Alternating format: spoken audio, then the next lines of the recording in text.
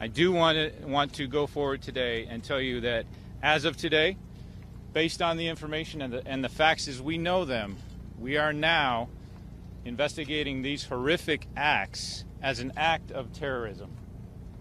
We have uncovered evidence that has led us to learn of extensive planning. Obviously, we've uncovered evidence of explosive, multiple armaments. You know that. You know the ammunition that was out there, the high-powered weapons, the explosive devices. We are continuing to go down the path to ensure that we find all of the evidence that pertains to this matter. We have also uncovered evidence that these subjects attempted to destroy their digital fingerprints. Joining us right now is former FBI National Joint Terrorism Task Force member Steve Rogers. Hedgeye CEO Keith McCullough this morning with us, along with Dagan McDowell all morning with us. Good to see you, sir. Thank you so much for joining us. You're welcome. So they had GoPro cameras on. They were all suited up. They went in. They had a mission. They knew what they were going to do, and they did it. What does that tell you? This tells me this was a terrorist attack. I don't understand why in situations like this our government has to be worried about offending people, being politically correct. Look, they wore body armor. The cameras, Maria, I believe were going to be used to put on the internet if they got away with it to spread more terror. So look, I understand the FBI is a great organization. I believe we haven't been attacked catastrophically because of their hard work. But there has to come a time when we got to be straight with the American people and say, look, this is what happened. This is a terrorist attack, whether it's foreign-inspired or domestic or lone wolves, is something they have to conclude during the investigation. But it was a terrorist attack. You know, well-planned, they say, well-planned. Like I almost felt like I was watching Homeland, and I don't mean to say that disrespectfully. It looked like there's something bigger at work there. Would you agree with that? Oh, yeah, Keith, bigger at work. The other issue is anyone else involved? You know, this is very important. That's what I mean. I was concerned when there was a lot of broadcasting about this. Is somebody watching those of us on TV and the media relaying to them information? These are not mentally ill people. They were well-educated people, sophisticated, and I say that because they planned, as you said, Keith, they planned this attack, but more importantly, they planned an escape. And that's pretty important to think about. Steve, what do you do from here? Will Carr on the Fox News channel was reporting that one of the neighbors in Redlands saw suspicious activity in the days and leading up to this attack, where there were a lot of people around the where this couple lived. They were showing up, the activity at night, and she said that she didn't report it because she was afraid that she would be accused of racial profiling. I am glad you brought that up, because look at the fear that our government has instilled in the American people. So fearful that if they say something, that they're going to get in trouble themselves. This is going on in police work today. Police officers are fearful to take that extra step because they'll be brought up on charge of racial profiling. What do? You share with people at one point in time. The political establishment and leaders in this country have to say, we will watch your back, we will take care of you, come forward, because you know what? If you don't say something, something like this could happen again. What do you think the FBI is looking at now in terms of finding out the motive, finding out what's next, or if in fact there was another attack planned? Well, they're going to look at their social media. That's very important. There may be electronic footprints somewhere else in the country that they were communicating with or overseas. That is right now what they're focusing on.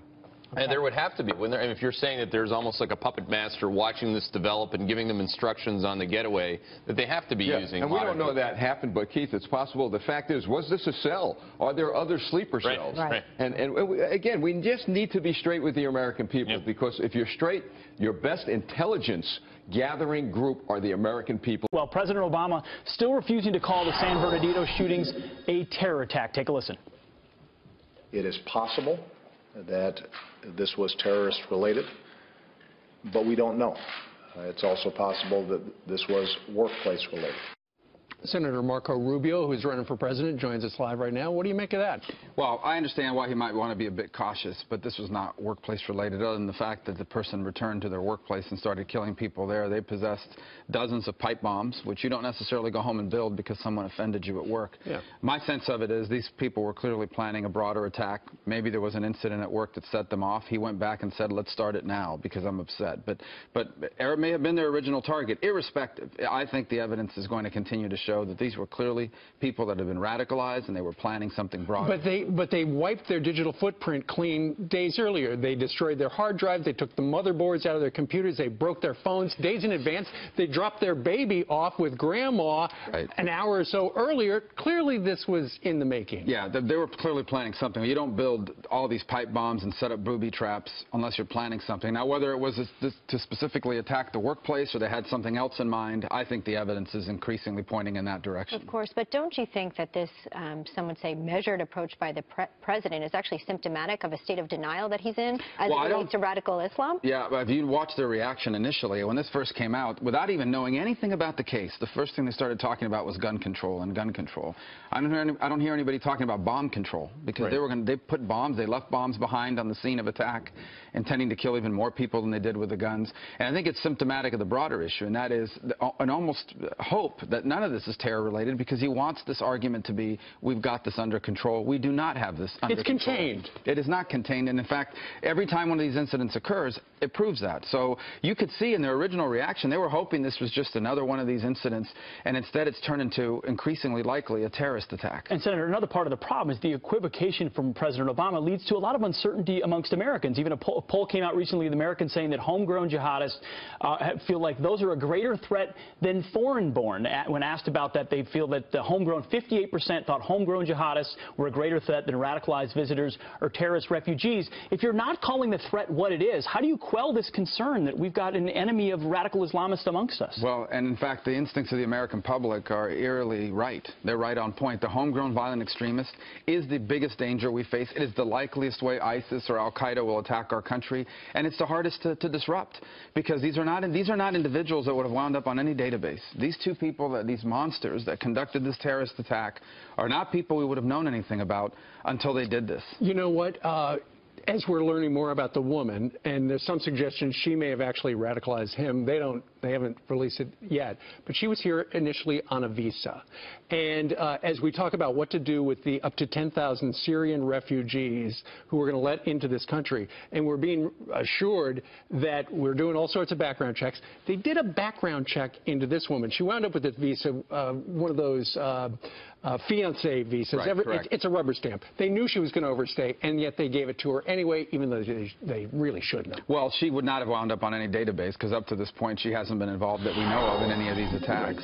But I think the bigger challenge here is, yes, she came in on a visa, but her husband was a U.S. citizen, I believe even born in the United States, raised here during. And so the point is, think about what a threat that poses. Individuals that have lived among us, grown up here, have never been radical, and suddenly, within a number of months, become not just radicalized, but have decided to turn that radicalism into action. We have a situation now where instead of focusing on this homegrown terror, it seems, or naming it what it is by the White House and this administration, the focus is on gun control. Does gun control, in your mind, solve this problem? It doesn't, because first of all, criminals will always have access to weapons. That's why it's important that law-abiding citizens have access to the ability to protect themselves. The other is that California, for example, has very strict gun laws.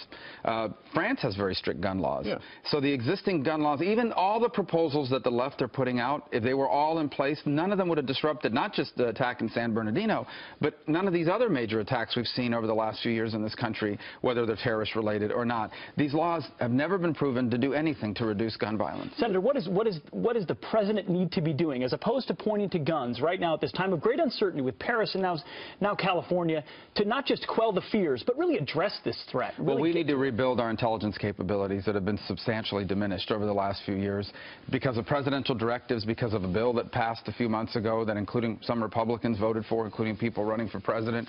But beyond it, you must destroy ISIS. You've got to be clear, we are at war with ISIS. We are going to destroy their ability to spew propaganda, to put out their online publication, to inspire people to attack us. We are at war with radical, apocalyptic jihadists, and we need to put an end to their ability to conduct operations or to inspire people to conduct operations.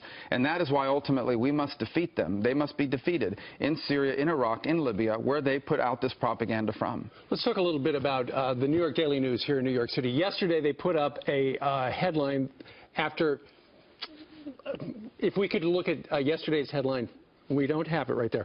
Today's headline, yesterday they had one up that said, God isn't fixing this. Today they've got a headline that shows the killer, and it said, he's a terrorist. But if we could put it up just for another second longer, is one of the ones. It shows a number of mass murderers, and then the guy who runs the NRA, he's a terrorist too.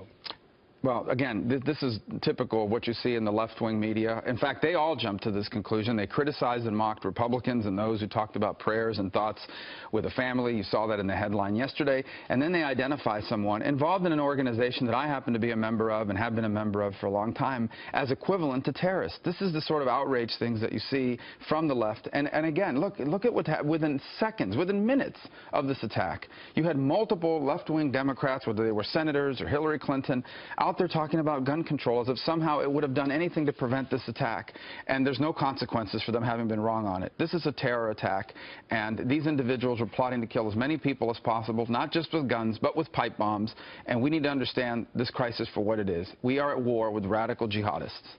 All right. Senator Marco Rubio, we know you're really busy these days. We thank you very much for stopping by today. Thank you for your time today, Senator.